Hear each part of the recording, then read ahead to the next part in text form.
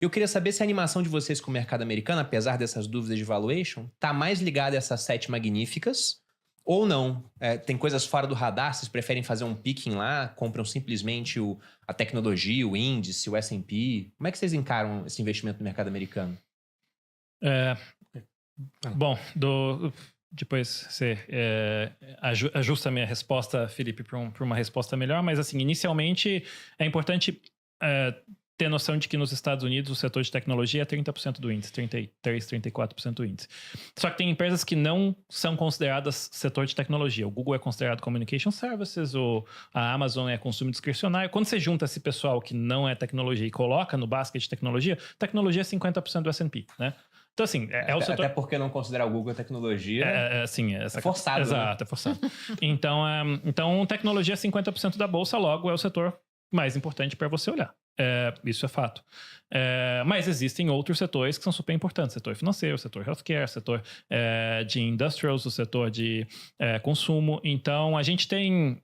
o nosso time de research é grande e a gente tem pessoas olhando para outros setores. A gente não olha só para o setor de tecnologia. O setor de tecnologia é o mais legal de estar nesses exemplos, porque os números são impressionantes, Sim. A performance é impressionante e é realmente um setor que chama atenção. Mas é importante, cada momento econômico você tem setores que vão performar de maneiras distintas. O que a gente tenta fazer olhando as possibilidades de cenário nos próximos 12 meses, tentar entender quais setores a gente tem que perder um pouco mais de tempo e um pouco menos de tempo para alocação. Mas a gente cobre os outros setores, não só o setor de tecnologia lá fora, assim. E, obviamente, mesmo dentro do setor de tecnologia, tech é muita coisa, né? Assim, tem a performance entre software, semicondutor, internet é bem distinta entre eles. Então, é importante ter essa distinção. E aí, por fim, só fazendo um parênteses no que você falou, são duas coisas que aconteceram, né? Você falava há pouco tempo atrás que uma empresa valer 1 trilhão era muita coisa, e hoje tem várias que valem 3.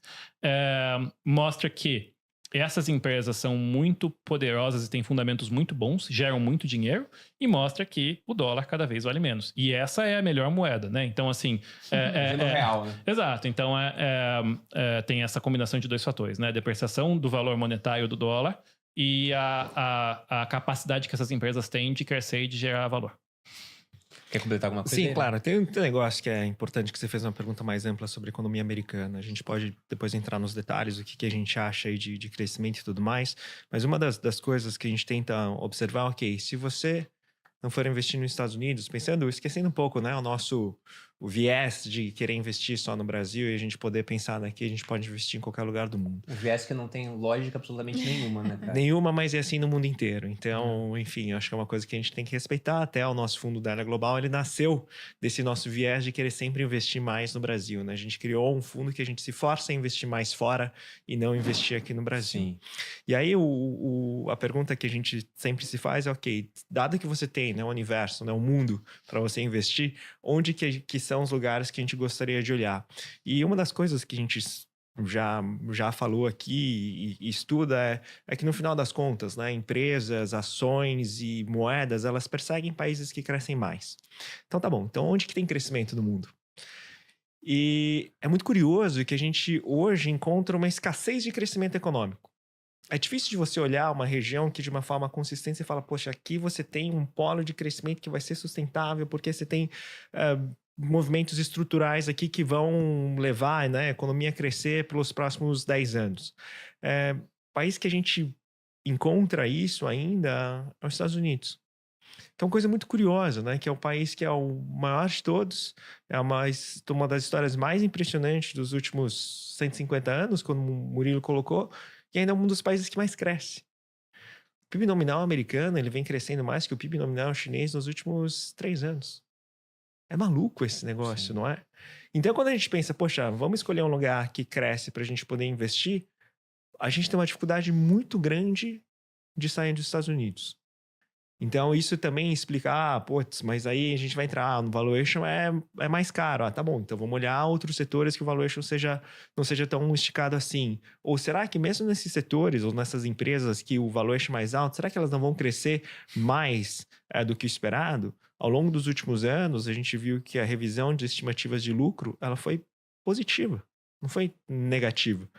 Então, a gente ainda olha, continua olhando tudo e volta para os Estados Unidos.